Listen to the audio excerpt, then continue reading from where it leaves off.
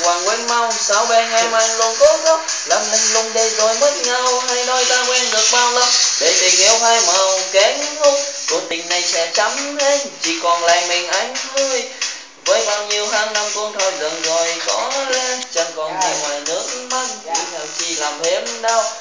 Cứ chia tay khiến ta mất nào, hoặc quá khó để quên được em sao. Cứ lấy nôn nao nhớ đến con câu về đi được em anh vui sao. Vẫn nhớ hoài khi con tim em nhanh nhau, hân ngày dài mong em trở lại. Nếu muốn ta phải chia ly chấm hay làm gì, nếu kéo đường gì ta nên là nhau như nước cuốn. Có lẽ sẽ giữ đường cho hay ta mong chờ đợi, dừng khoan một lời không ai phải buồn. Nếu muốn ta phải chia ly chấm hay làm gì, nếu kéo đường gì ta nên là nhau thì nước cuốn. Có lẽ sẽ giữ